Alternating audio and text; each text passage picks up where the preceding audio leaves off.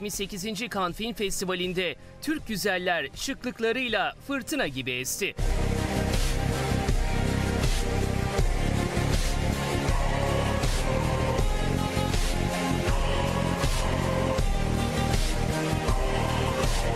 Hande Erçel Cannes'da giydikleriyle adeta moda dersi verdi. Güzel oyuncu giydiği yırtmaçlı fuşya tonlarındaki elbisesiyle göz kamaştırdı.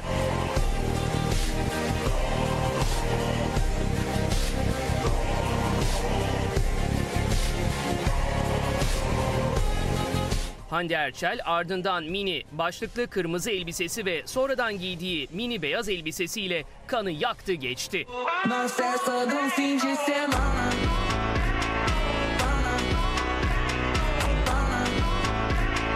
Cannes'da boy gösteren bir başka güzelimiz Özge Özacar, kırmızı halıda siyah şık elbisesiyle zarif bir duruş sergiledi.